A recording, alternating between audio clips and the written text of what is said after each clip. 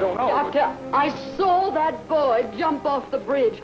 Nothing I could have read would have stayed so vividly in my mind. I know I saw it. Mrs. Miller,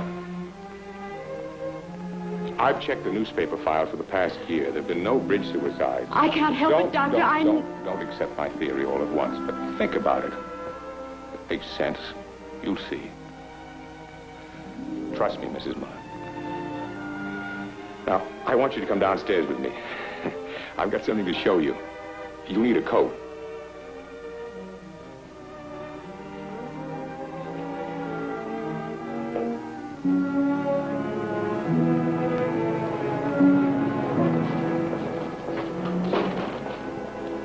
Is that the car?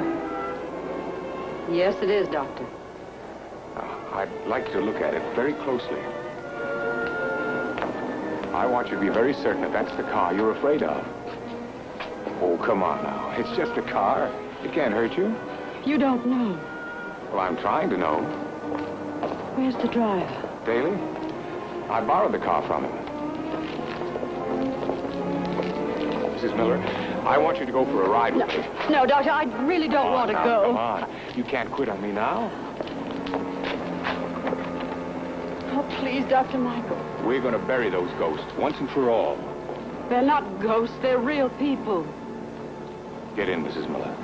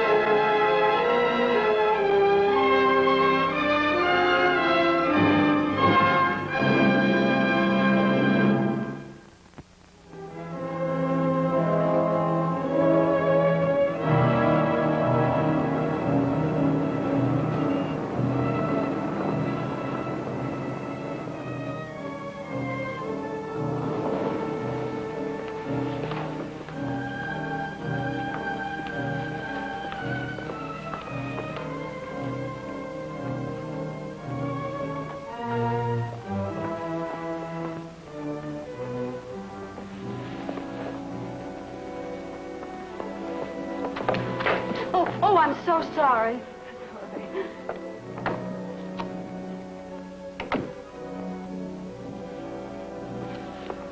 Dr. Thomas is expecting you. He'd better be. Hi, Mike. Hi, Lottie. You haven't come to see me, have you? I am deserting you for a younger and handsomer man. Remind Tom that he has a luncheon date with me, will you? All right. Oh, I'm sorry.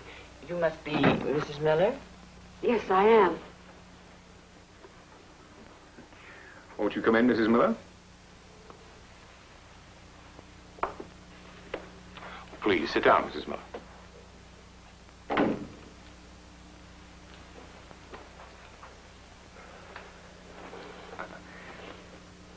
You don't know what a relief it is to find a doctor who isn't younger than I am.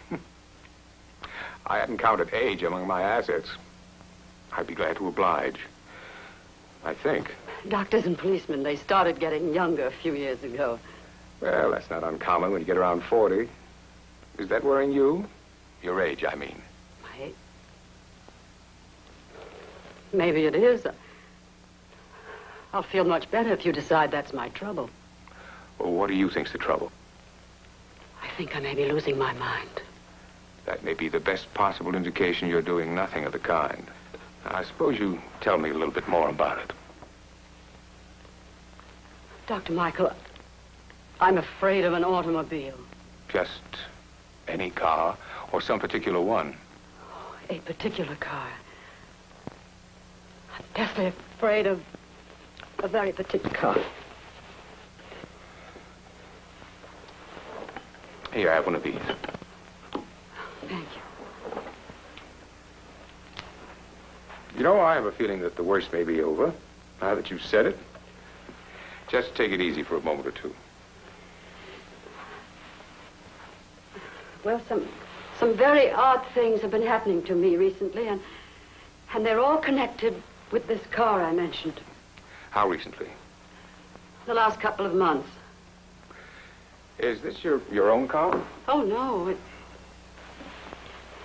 It's a taxi. A taxi? Well, it's not an ordinary taxi. It's a town car, Doctor. An old one. You know, high and square with the glass partition between the driver and the passenger and a glass vase along the door at the back. A vase. It's a wonderful touch. Flowers in it? Sometimes. Just sometimes. Anything else about the car, I mean? It's black. You'd never think it was a taxi. Are you sure it is? Of course I'm sure. I've ridden in it. And it has a sign on the spare tire that says taxi. Sounds like a classic. Now, why would you be deathly afraid of this car? Whenever I ride in it, dreadful things happen. Terrifying things. The first time I took it, it was raining, and the doorman was having a hard time getting me a cab. Taxi!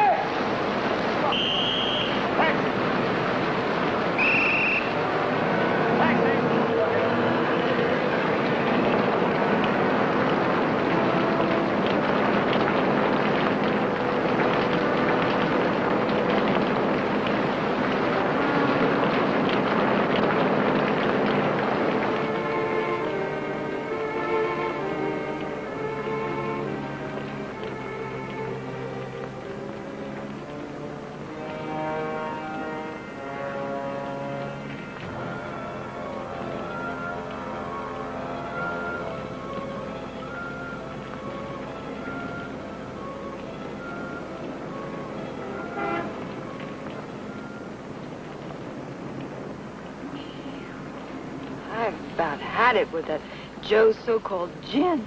Oh, yeah? You're holding it just fine, Charlie. Just fine. I'm sorry, I didn't know this cab was occupied. You know what Joe needs? Either a new recipe or a new bathtub. Still don't know how you hold it all. All that champagne at the party? But the champagne was right off the boat, Kim. That white mule of Joe's. I feel like I've been embalmed. If it wasn't raining so hard, I'd ask the driver to stop and I'd get another cab, but... Charlie, you know, I think you're the bee's knees. Why don't we make a little whoopee, you and I? Get to know each other better. Lots better, huh? Now, listen, back in your basket, Oh, John Charlie, Gilbert. come on, Now, the Charlie. only reason I gave you a ride was because you promised to sit right there, remember? I'm too tired to wrestle.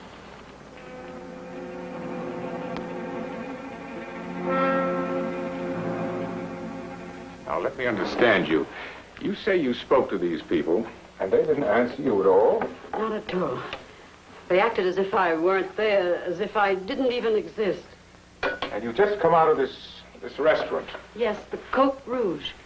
Cote Rouge. Shades of my youth. I haven't been there since its speakeasy days. Joe Gilbertrini used to run it then. Yes, Joe. The young couple kept referring to Joe's. Isn't that the name you used? The name they used, Doctor. Yes, of course. Mrs. Miller, can you describe how the girl was dressed? She wore a short evening dress. I couldn't see the color naturally, but it was a light shade. It was covered all over with sequins. I remember the sequins sparkling when we passed the streetlights. Any more? Her hair was blonde and cut very short. It's called the Italian haircut today, but I remember when it was known as the windblown bob. This girl, Mrs. Miller, I want you to think about her now. Did she or does she remind you of yourself at her age? Not in the slightest. You seem quite sure. Well, there wasn't the slightest resemblance. I haven't the least difficulty in remembering myself as a young girl, Doctor. It wasn't that long ago. Now, get me straight geographically. Where was the town car heading? North on Rush Street. I've taken a hotel apartment on the north side. In other words, it was going where you wished to go. I thought so, but when we turned onto Astor Street, I thought we were going the wrong way. The young couple, did they say anything more during the ride to Astor Street? Oh, they talked incessantly about White Mule and John Gilbert and bathtub gin. I don't know it. Well, now, you've just turned into Astor Street in the town car. The car stopped midway in the block, in front of one of those lovely old houses. I assumed the young couple would be getting out there. Oh, for Pete's sake. Look, Charlie, there's Ralph, and he's drunk again. Uh-oh. We've got to get him to bed before Father sees him. We? Yes, you've got to help me, Kim, or Ralph's getting too big for me to handle alone. Oh, Charlie, have a heart. Please. Well, seeing as how it's you. Come on. Don't slam the door. You'll wake up the old man. Come on, Ralph.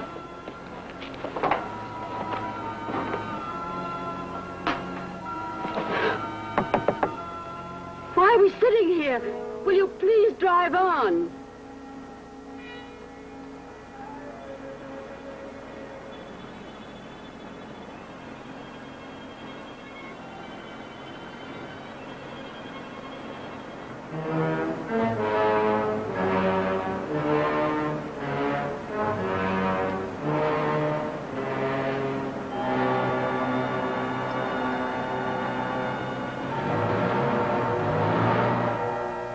He looked at me.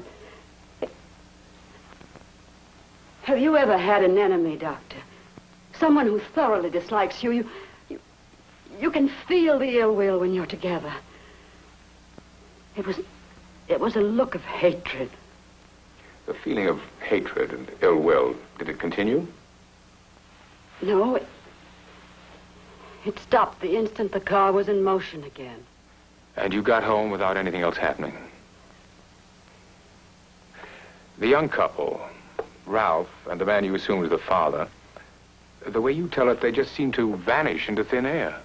They were all there, but when I looked again, the house was dark. You heard nothing. There was no scene. Not a sound. Oh, the flowers, I just remembered. Yes? When I got out at the apartment, there were no longer any flowers in the vase.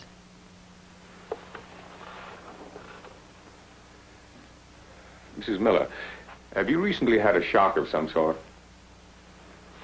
Have you suffered a loss, perhaps? Oh, I beg your pardon, Doctor. My husband died a year ago. We were very close. And that leaves you alone, does it? Yes. Have you always lived in Chicago?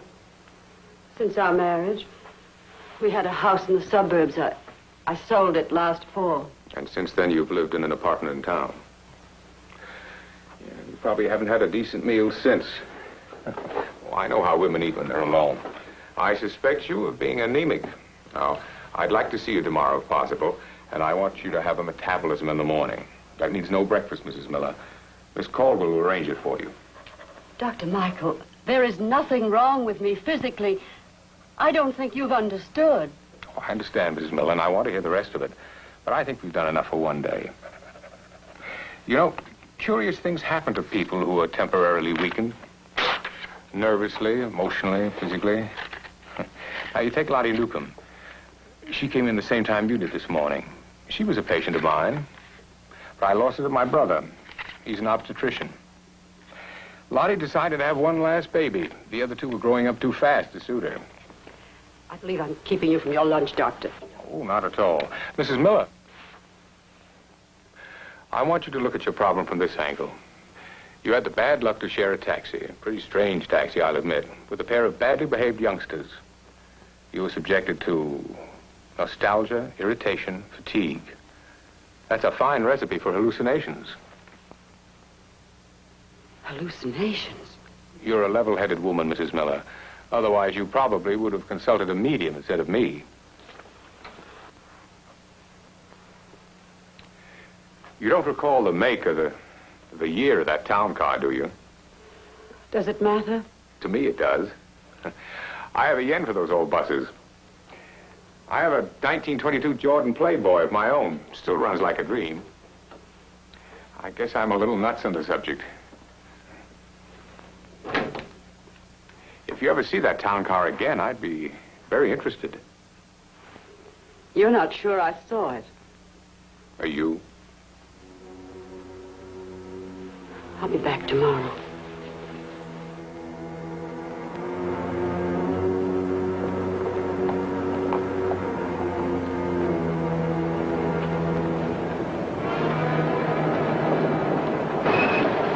I'm getting up front with you.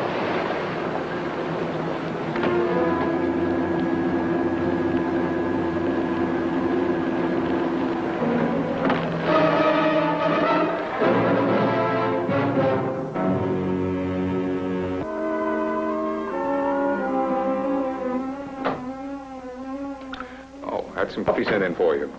It's not much of a breakfast, but it's the best we can do. Thank you.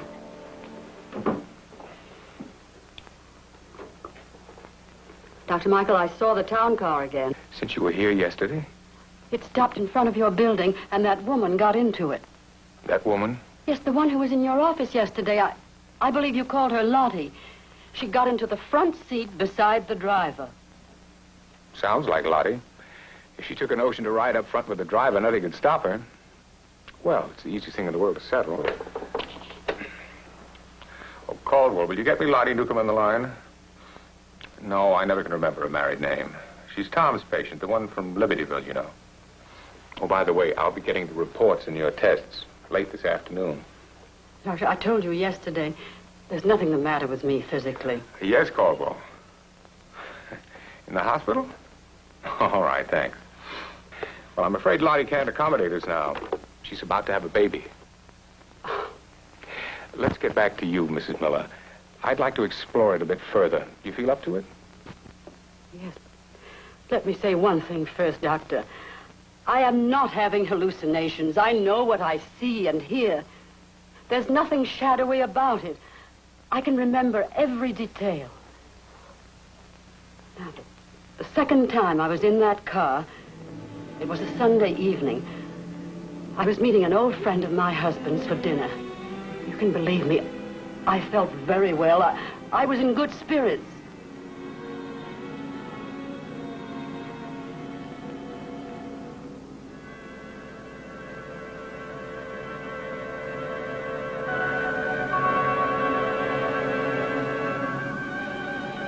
And again last night, I found 3 or 4 flasks hidden about your bureau. Ralph, you listening to me? Seems I'm always listening to you, Father. Don't be impertinent, young man. I demand an answer about those flasks. Who told you? I know darn well Charlie won't spill a beans. Your sister's name is Charlotte. She likes to be called Charlie. I don't understand you young people at all. I've given you everything. Money, position, a good name to live up to. Not that same old chorus, Father. Not again. I will not be spoken to in that manner, do you understand me? Stop that! So you carry one on you, huh? Hand it over, sir.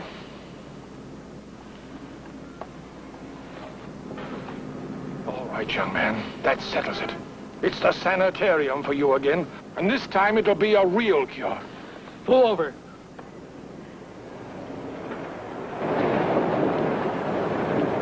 I'm coming up front, Daly.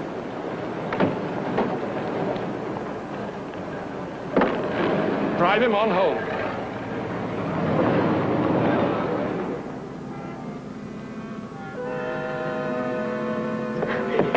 Stop the car! I want to get out! Stop the car this minute, do you hear me?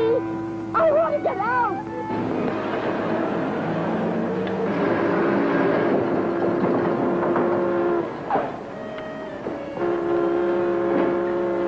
Stop!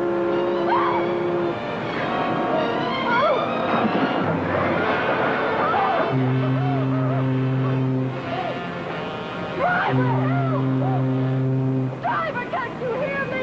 Go get some help! Help for what, madam? The boy! You saw him! He's jumped over! He's in the river! I saw it. I'm not insane. I saw it. I saw it. All right. All right.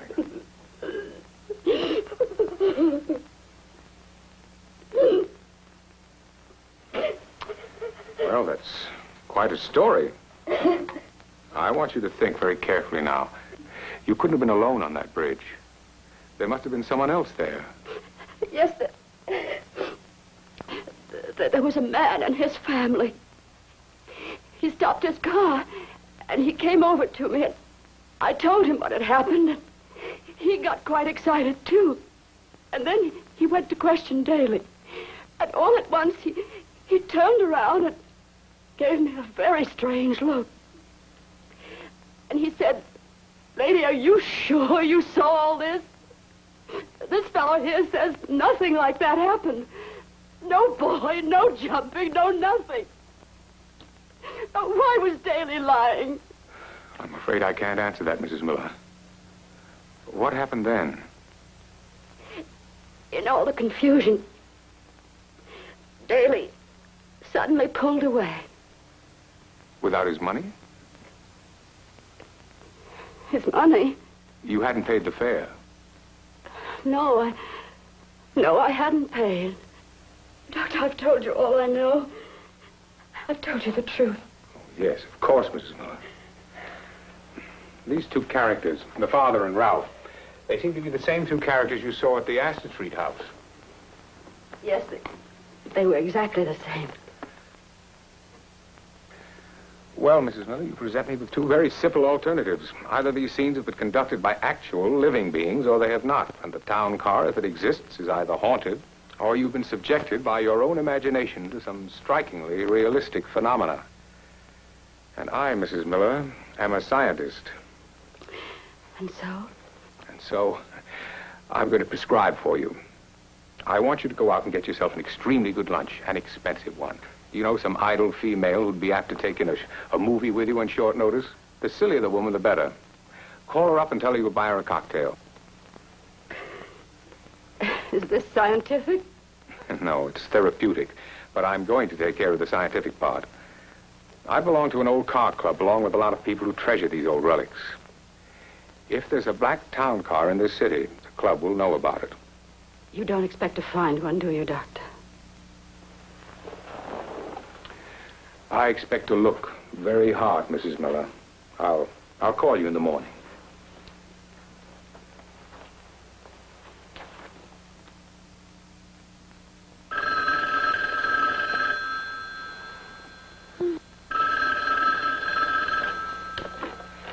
Hello? It's Dr. Michael, Mrs. Miller. Oh, Don't tell me you were still asleep. It's 10 in the morning. it is? Oh. Oh, well, it must have been that giddy woman you prescribed. She was exhausting. I slept beautifully. Good. I've got some news for you. I found the black town car. It's a 1925 model, and it's doing business as a taxi. And sure enough, the driver's name is Daly. Oh, I'm so glad. Did you talk to him? I mean, about me? Well, some. He doesn't seem to remember you. But he must. Well, how could he not remember? I'd like to come and see you if I may. Yes, of course, but... Fine. D- I'll be there in half an hour, Mrs. Miller.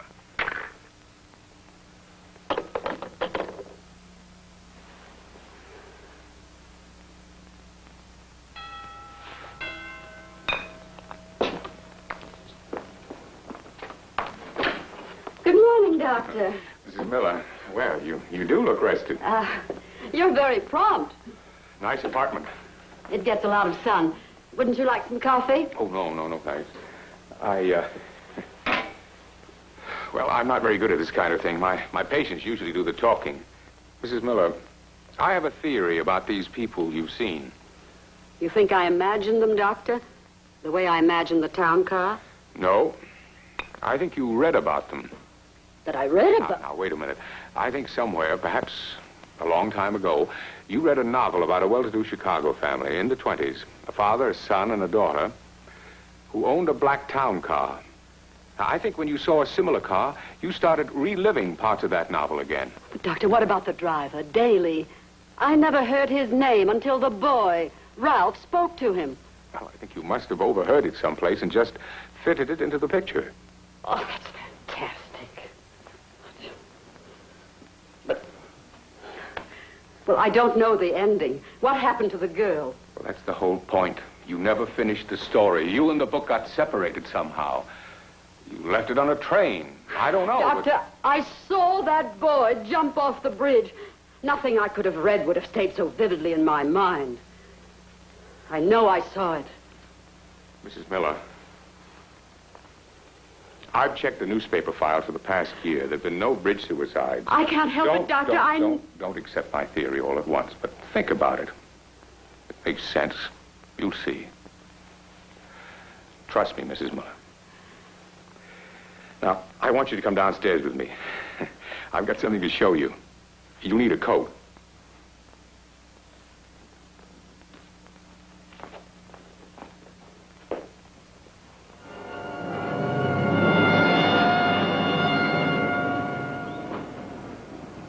Is that the car? Yes, it is, Doctor. Now, I'd like you to look at it very closely. I want you to be very certain that that's the car you're afraid of. Oh, come on now. It's just a car. It can't hurt you. You don't know. Well, I'm trying to know. Where's the driver? Daly? I borrowed the car from him. Mrs. Miller, I want you to go for a ride with me. No, Doctor, I really don't want to Now, go. Come on. You can't quit on me now. Oh, please, Dr. Michael. We're going to bury those ghosts once and for all. They're not ghosts. They're real people. Get in, Mrs. Miller.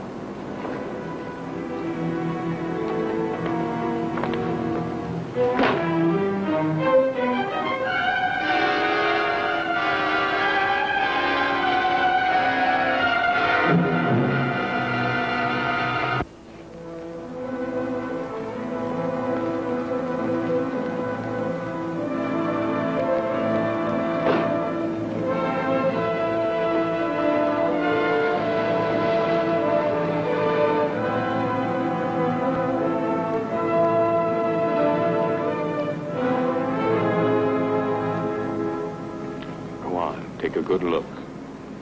See any of your old friends back there? No.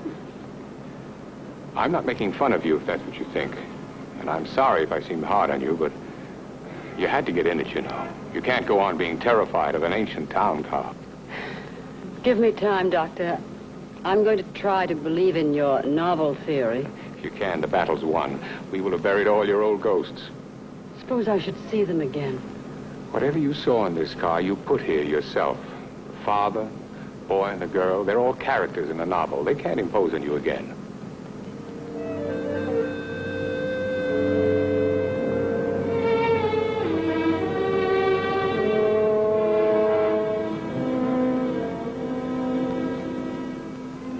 It's very good of you to give me so much time. I know these are your office hours. Oh, let's face it, I'm playing hooky. I've been crazy to get my hand in this old buggy. The motor sounds good, doesn't it? You know, they really built these things to last.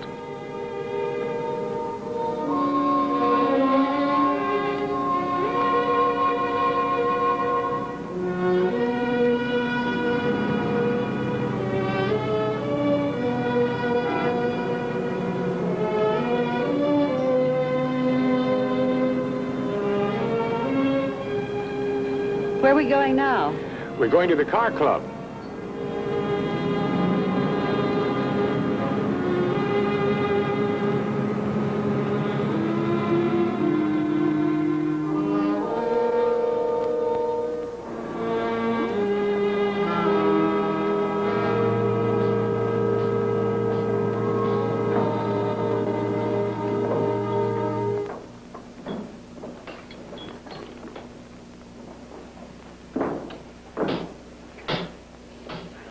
I didn't expect to enjoy it, but it was a wonderful ride, Doctor. Thank you. Very successful run, Daly.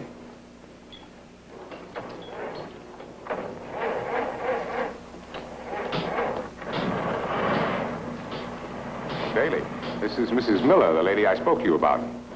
I've never had the honor, madam. Well, Daly, don't you recognize me? I rode with you last Sunday. She's ridden with you several times. I never saw the lady before in my life. But Daly... Well, no matter. Daly, I've got to get back to my office. It's in the Medical Arts Building. We'll drop Mrs. Miller on the way.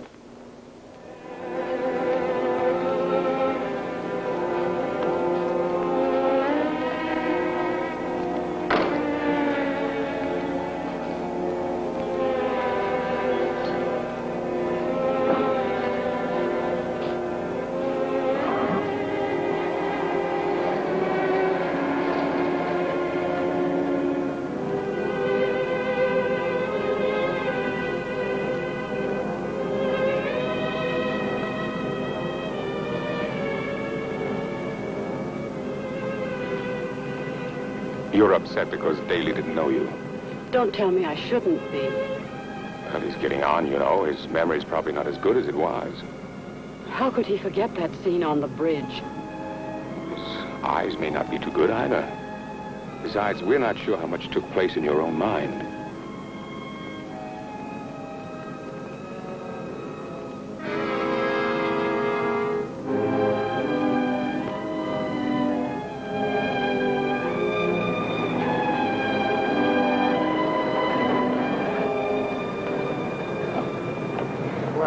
I think the morning was very profitable.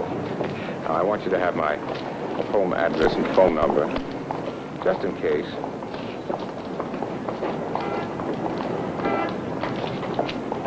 Thank you, Doctor. Hold it, Daly. I'm coming up front with you.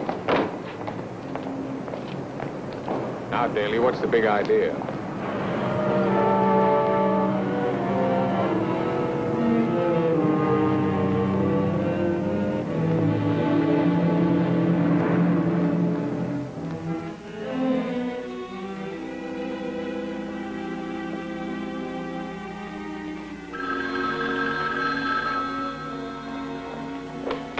Hello? Mrs. Miller, this is the desk clerk. Yes? There was a message left here from Mrs. Dwight Spencer. She and Mr. Spencer would like you to join them for cocktails at the Rooftop Club. Oh. Did they say whether they wanted me to call them back? No, ma'am. They said they'd be out. But they'll be at the club at 6:30 if you can join them. Thank you very much.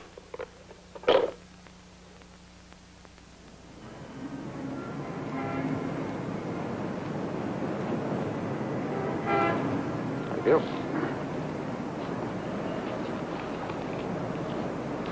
Good evening. Good evening. Someone meeting you, Mrs. Miller? No, I'll need a taxi, please. I'll do my best, ma'am. Not having much luck so far. Oh. Oh, dear. Busy time of the evening. I'm meeting friends at 6:30. I'll do my best, Mrs. Miller.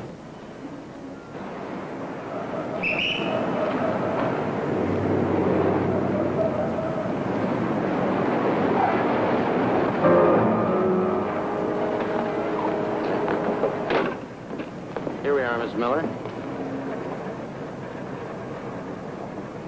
This car's not for hire, madam. See here now. You just brought passengers here. I'm going home now. Wait a minute. No, please, never mind. We'll find another cab. You said you were late, Mrs. Miller. You better take this from the hard to find this time of night. I told you I was through for the night. This is a public vehicle.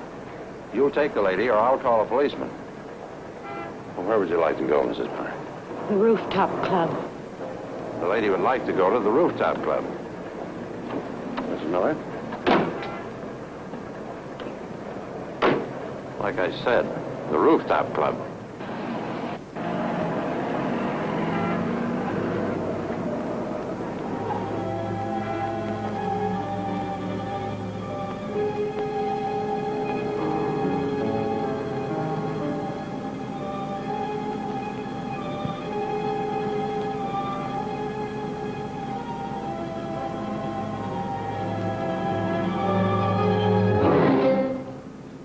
Having a fine car pick you up at the theater. Don't pretend you don't, Charlotte. I'm not pretending anything, Father. I don't think that young man is quite in a position to provide you with such luxury. You know he isn't, Father. I hope you'll give more thought to that before you kick over the traces.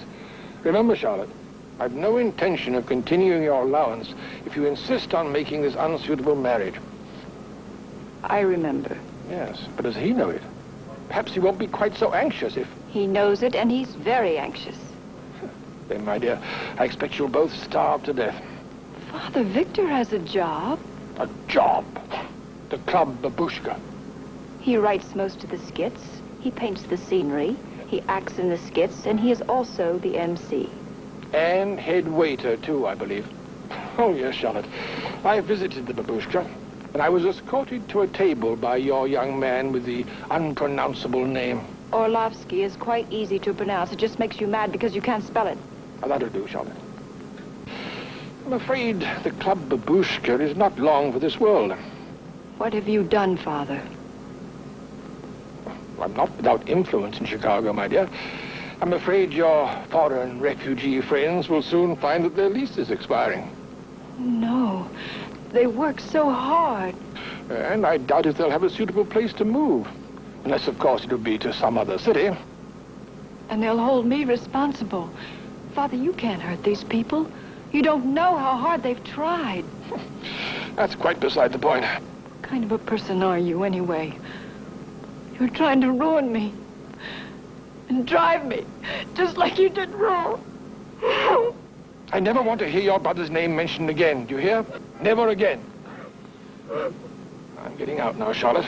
I'm dining at the Rooftop Club. You're to break off with this foreigner. Do you hear? That is my final word.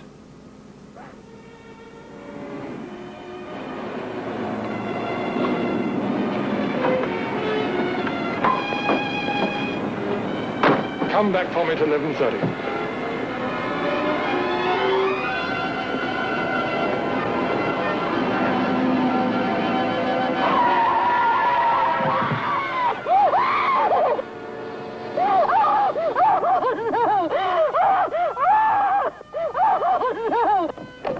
Stop yelling like a banshee. You're making a disturbance, woman.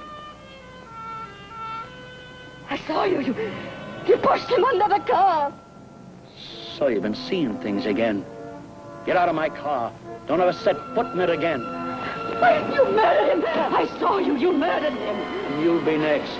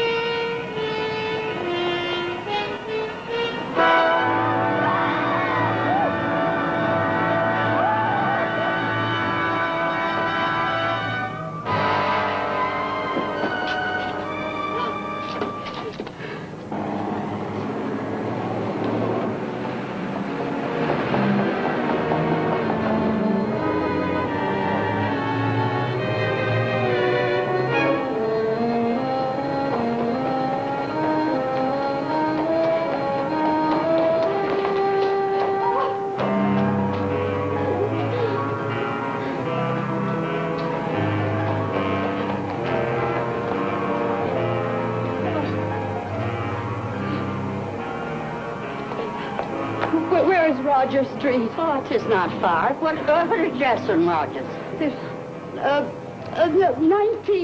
19 West Roger Street. Oh, that'll be 3 blocks this way, 1 block to your left, and I'd walk it, lady. It's awful hard to get taxis tonight. I don't want a taxi, thank you.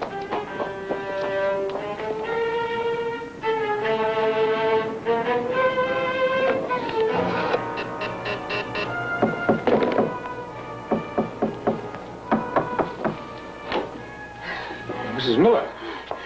I finished the novel.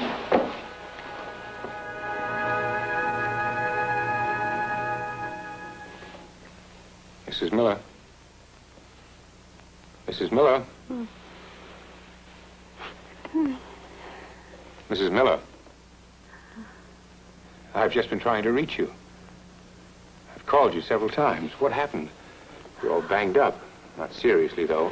But that knee's badly skinned.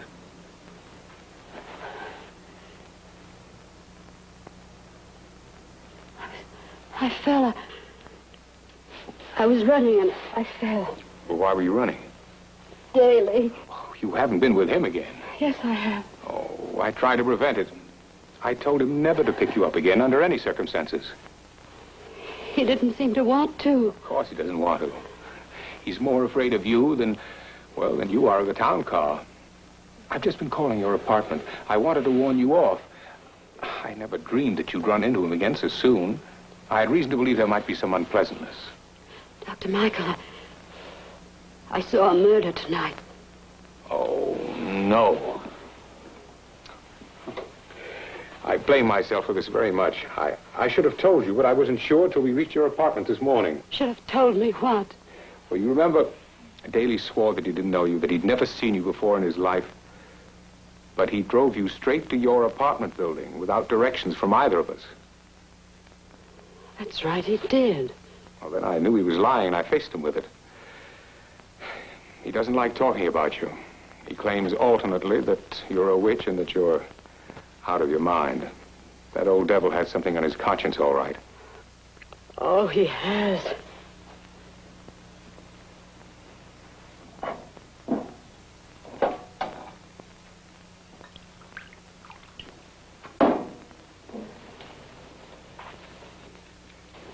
Here, drink this.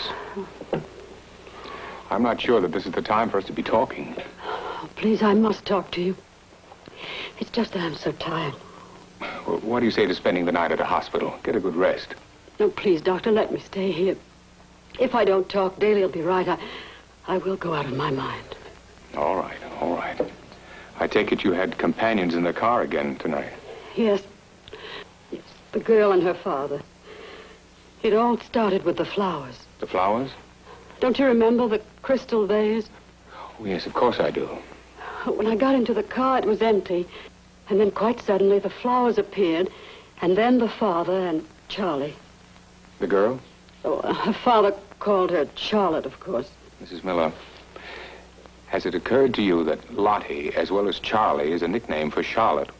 Lottie? You remember the woman you saw the first day you came to my office? Her name is Lottie. Before she was married, she was Charlotte Newcomb. That's who it is. But much younger. She married a white Russian called Orlovsky. Victor Orlovsky. You said you didn't know her. I don't know her. But tonight I saw her in that car. She was a young girl, and she was telling her father that she wanted to marry Victor Orlovsky. Her father was dead set against it. Well, she married him, all right. And they've got 4 kids now, counting the twins. Do you remember the day you saw her get in the car with Daly? He drove her straight to the hospital. But if you knew all that, why did... I didn't know any of this until I took you home this morning. You remember I got up front with Daly? I asked him about Lottie. He admitted knowing her readily enough. He calls her Miss Charlie. He says he drove for the Newcombs for years. Dr. Michael, Daly murdered Mr. Newcomb. You saw that happen tonight? Across the street from the Rooftop Club. The Rooftop Club. That's at Michigan Boulevard and Wackett Drive. How did Daly murder him? He pushed him right under a car. Ralph Newcomb Sr., prominent Chicago financier, died last night in St. Luke's Hospital. The result of injuries sustained when he was run over by a car near the junction of Michigan Boulevard and Wackett Drive. The motorist whose car was responsible for the fatality claimed that Newcomb just seemed to run out into the traffic. No. Daly pushed him. I saw him do it. Did Lottie see him do it? No, she couldn't. She was in the car. She had her head buried in her hands. She was sobbing. Well, there's another story. The body of Ralph Newcomb, Jr., 19, was recovered from the Chicago River this afternoon. Young Newcomb fell or jumped from the parapet of the Boulevard Bridge last night. You told me there were no newspaper accounts of that boy's suicide. I said there'd been none for the past year. Look at the dates in these articles. I got them from the Tribune files this afternoon. Boy's death, 1929. The father's, 1930. Only, you saw that happen tonight. Dr. Michael, if all these things I saw happened almost 30 years ago, then... I'm ready to turn in my diploma. It contradicts everything I've spent my whole life learning. Maybe I can get a job with a parapsychologist down at Duke.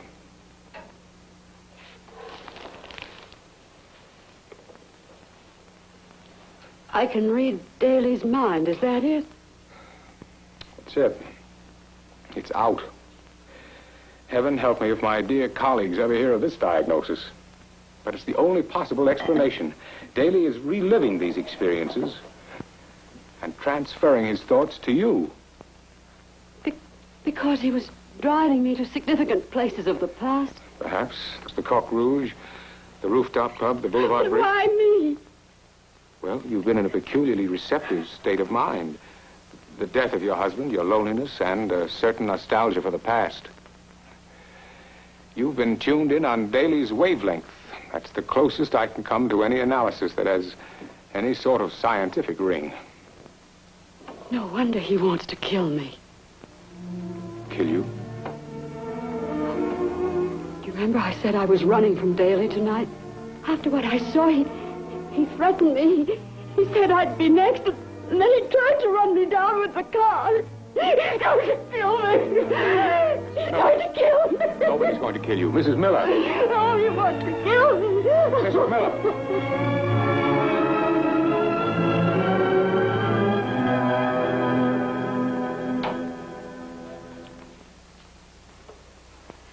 Oh, what beautiful flowers. Well, you must be feeling better. Lipstick is always a sure sign. More flowers for Mike? Mike? That's what we call Dr. Jonathan Michael around here. Oh, do you? Do you suppose I could have some newspapers today? Oh, no newspapers, doctor's orders.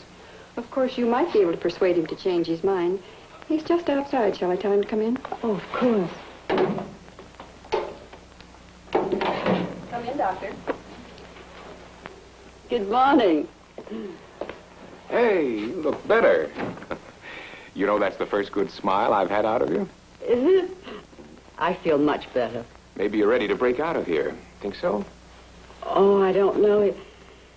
It's so safe here, so peaceful. Edith. All right, I've come to think of you as Edith these last few days. There's something I want to tell you. The real reason for your being here doesn't exist any longer. Daly's dead. Dead? He crashed the town car into a safety island Saturday night, the night you came to my apartment. Heart attack. He was dead before the crash occurred. And the black town car doesn't exist any longer. It's all over. You don't have to worry anymore. And this mind-reading business, there's not a chance in a million of it recurring. Thank you, Doctor. Thank you for the lovely flowers, Mike.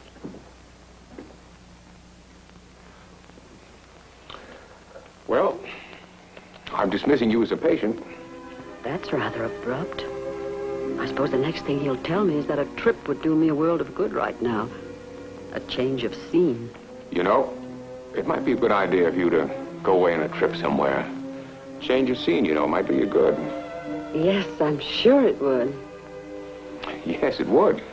He needn't seem so anxious to get rid of me. I don't suppose I've been a model patient, but... Not that I'm chasing you out of town, you understand. No, I didn't really feel that. Well, I'm glad, because you've been a good patient. A model one. He doesn't seem to want to go. I wonder why he doesn't invite me to dinner.